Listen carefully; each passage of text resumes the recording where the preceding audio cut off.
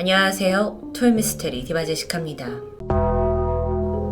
지금으로부터 5년 전인 2016년 7월 26일 새벽 2시 반쯤이었습니다. 일본 도쿄 인근에 있는 가나가와현 사가미하라 경찰서에 다급한 전화 한 통이 걸려왔죠. 칼을 든 남자가 날뛰고 있으니 제발 빨리 와달라는 신고입니다. 그래서 경찰이 급히 현장으로 출동을 했는데 가보니 이미 그곳은 처참한 피바다였는데요. 사건이 벌어진 곳은 사가미하라시에 위치한 지적장애인 복지시설입니다.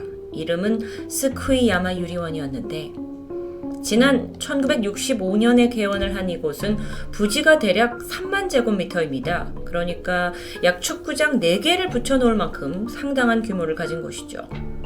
그래서 건물이 여러 곳에 있었는데 관리동, 작업동, 그리고 입소자들이 생활하는 거주동이 2개 있었죠. 당시 거주동, 서쪽동과 동쪽동에는 19살에서 75세까지 총 150여 명의 입소자가 머물고 있었습니다. 이들 대부분은 신체 혹은 지적 장애를 가지고 있어서 기본 생활에 누군가의 도움이 필요한 이들이었죠. 그날 밤 범인은 경비실의 감시를 피해서 뒷문으로 잠입을 했고 동쪽에 있는 거주동 1층 유리창을 깨고 침입합니다. 물론 건물에 그 경비원이 늘 상주하고 있었지만 사실상 굉장히 늦은 새벽이 되면 이분들도 선잠을 자는 경우가 많았기 때문에 그날 당직을 섰던 경비원의 눈을 피할 수 있었던 겁니다. 게다가 이 건물에는 방범장치가 없었기 때문에 경보가 울릴 일도 없었죠.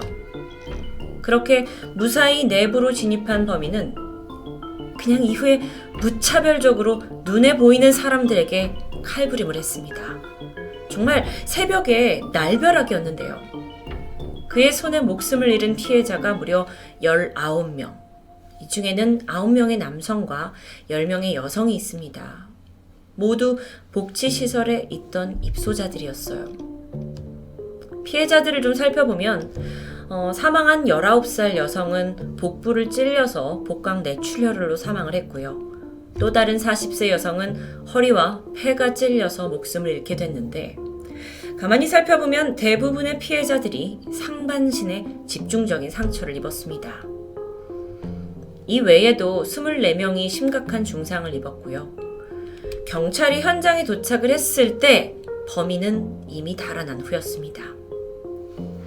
이후에 관할 경찰서는 비상이 걸렸죠. 그나마 살아남은 생존자들의 증언을 모았고 이 범인의 특징과 범행 방식을 알아낼 수 있었는데 그는 우선 직원을 협박해서 열쇠를 뺏었던 것으로 보입니다. 그리고 잠겨있던 내부 공간들을 능숙하게 열었는데 뿐만 아니라 입소자들의 실명을 외쳤다라는 증언을 통해 이건 내부자의 소행이 틀림없었죠. 혹시 입소자들 중 한 명이 정신적인 충격을 이기지 못하고 저질렀나 싶었는데요. 그렇게 범인을 추적하던 새벽 3시, 그러니까 사건 신고가 들어온 지 얼마 지나지 않아서입니다. 저벅저벅 한 남자가 경찰서로 걸어 들어왔죠. 그는 복지시설의 직원이었던 26살 우에마츠 사토시. 담담하게 고백합니다. 제가 했어요. 그는 이 복지시설 칼부림의 장본인이 자신이라고 순순히 인정을 했는데요. 약 1시간 전에 이 시설에 잠입을 해서 가장 먼저 모든 직원들을 준비한 끈으로 결박했다고 하죠. 그리고 가져온 흉기로 오직 입소자들만 무참히 공격했던 겁니다. 그러니까 사실 많은 사상자들이 나왔지만 그 중에 단 한 명도 직원이 없었다라는 이유는 바로 이것 때문이었습니다. 그런데 생각해보면 직원들은 그날 묶여있는 채 전 동료가 입소자들을 찌르는 상황을, 이 참상을 지켜볼 수밖에 없었다는 건데요. 심지어 그는 동료들을 묶으면서 이런 말을 했습니다. 야, 나 장애인 죽이려고 왔어. 그러니까 방해하지 마. 범행을 다 자백하고 결국 체포된 사토시. 그는 사실 장애인 입주자 전원을 죽이는 게 목표였다고 말합니다. 그런데 미처 제대로 묶어놓지 못한 다른 직원이 신속히 신고를 해버리면서 현장을 자기가 빨리 도망쳤다라는 정말 믿기 힘든 진술을 내뱉는데요. 그렇다면 궁금해집니다. 왜요? 사토시는 범행 동기에 대해서 이렇게 말했죠. 장애인 따위는 다 없어져야 하니까요. 1990년에 태어난 우에마츠 사토시. 외동으로 태어났는데 초등학교에서 미술교사로 일하시는 아버지와 또 만화가로 활동하는 어머니 아래서 평범하게 성장했습니다. 아버지는 말수가 좀 적긴 했지만 아들에게 직접 요리를 해줄 만큼 가족 간의 사이는 좋았던 것으로 보여요. 동창들의 진술을 들어보니까 사토시는 초등학생 때만 해도 밝은 성격에 모두와 친하게 잘 지내는 명랑한 아이였다고 합니다. 그런데 동창들이 기억하는 좀 특이한 점은 있었죠. 어릴 적 글쓰기 수업에서 별안간 장애인은 다 필요 없어요 라는 글을 남겼던 겁니다. 이후에 중학교에 진학을 한 사토시는 공공연하게 장애인에 대한 혐오를 드러냈습니다. 동시에 불량한 친구들과 어울리면서 흡연에 음주에 도둑질까지 벌였죠. 사실 아이들의 사춘기 일탈은 어느 정도 이해가 되긴 하지만 장애인에 대한 특정 계층에 대한 혐오는 이게 어디서 비롯되었는지 쉽사리 이해가 되지 않는데요. 근데 고등학생이 되어서는 이 일탈이 더 심해집니다. 마음에 안 든다면서 막 폭행을 일삼는데 후배를 때려서 결국 정학을 먹기도 하죠. 마침 그 후배는 장애를 앓고 있던 아이였다고 합니다. 그런데요, 이런 일탈에 반해서 고등학교 동창들은 그래도 사토시는 반에서 꽤 나름 분위기 메이커 또는 리더 같은 존재였다고 나름 좀 좋게 기억하는 것 같았는데요. 그러던 어느 날 사토시가 돌연 나도 아버지와 같은 교사의 길을 걸어야겠다 라면서 공부에 매진을 했고 마침내 대학에 진학을 해서 초등교육학을 전공하게 됩니다. 착실히 생활을 하는 듯 했고 교사 실습도 나가면서 조용히 지냈죠. 그런데 그건 겉모습뿐이었습니다. 3, 4학년 무렵엔 그가 대마초에 손을 대기 시작했고요. 심지어 야쿠자들과 어울리면서 정말 종잡을 수 없는 모습을 보였죠. 그러던 2012년 12월 사토시는 장애인 복지시설에 정식 직원으로 채용됩니다. 여기가 사건이 벌어진 바로 그곳이죠. 당시에 그를 채용했던 직원들은 사토시? 굉장히 밝고 의욕이 있고 성장 가능성이 높은 사람입니다 라고 평가했다는데요. 사토시 역시 지인들한테 내가 일하는 곳의 장애인들은 너무 귀엽다. 지금 일이 나한테 잘 맞는다 라면서 만족감을 보이기도 했습니다. 그렇게 3년간 복지시설에 근무하면서 장애인을 성실하게 돌보던 사토시가 범행 5개월 전인 2016년 2월 입주자한테 폭행과 폭언을 퍼부은 사실이 드러나게 돼요. 그리고 결국 해고당하죠.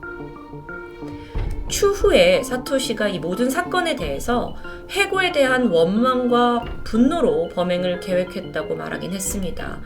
하지만 정말 그 단순한 이유였을까요? 아니면 오랫동안 장애인에 대한 그 설명할 수 없는 이유 없는 혐오를 품고 뭔가 사이코패스처럼 숨기고 있다가 갑자기 폭발한 건 아닐까요? 제가 토요미스테리에서 참 많은 범인들을 다뤘지만 여전히 사토시는 아리송한 인물입니다. 좀 더 행적을 살펴보면 해고를 당한 이후에 이 사토시의 이상행동은 극에 달했습니다. 그때부터 미친 듯이 국회에다가 탄원서를 보내기 시작해요. 근데 그 내용을 좀 살펴보면 대마초, 마리화나를 합법화해달라 또는 야쿠자를 일본 군대로 채용해라. 일본에는 새로운 혁명이 필요하다. 터무니없는 내용들이었죠. 당연히 답변을 받은 적이 없습니다. 그러니까 답변을 못 받는데 또 분노가 치밀은 사토시는 국회에다가 다시 한번 편지를 보내게 되는데 이때 장애인 복지시설에 대한 범행을 예고하게 됩니다. 실제로 그 해당 편지에는 나는 직원 수가 적은 야간에 침입을 할 거다. 직원들 다 묶어놓고 외부와 연락을 두절시킨 후에 거기에 있는 모든 사람을 내가 말살하고 결국 나도 자수할 거다 라는 실제의 범행과 맞닥뜨리는 구체적인 계획들을 적어두었습니다.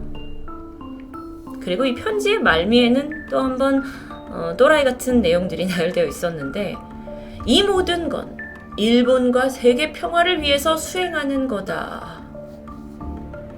그는 자신을 체포한 후에 어차피 난 정신 이상으로 무죄를 선고받을 거고 2년 안에 석방될 거다. 그렇다면 이후에 정부는 나한테 5억엔의 돈을 지원하고 새로운 이름을 주면서 자유로운 삶을 살 수 있게 성형수술을 하게 해야 된다는. 자신이 정신 이상으로 무죄를 받을 거다라는 사람을 정말 정신 이상으로 볼 수 있는지 의문이 듭니다. 그런데 한편으로 이 사람은 정말 보통 정신은 아니라는 생각이 드는데요. 문제는 이 편지를 받았던 국회는 어떻게 대처를 했을까요? 2016년 2월 일본의 국회 사무회에서는 이 편지를 받고 즉각 경찰에 신고를 했습니다. 그리고 경찰 또한 복지시설을 찾아가서 협박 사실이 있었다, 대응을 어떻게 할지 상의해보자 라고 하긴 했지만, 안타깝게도 그 당시 그 이야기를 했던 담당자가 4일 후에 퇴사를 하게 되면서 이게 윗선으로 보고가 되지 않았던 겁니다. 그렇게 그 심각한 협박 편지는 그냥 잊혀지게 되죠. 어쩌면 이 참사를 막을 수 있었던 마지막 기회를 허무하게 날린 것 같기도 합니다. 근데 이때만 해도 한 가지 다행인 게 있었어요. 그러던 사이에 사토시가 강제 입원을 당한 겁니다.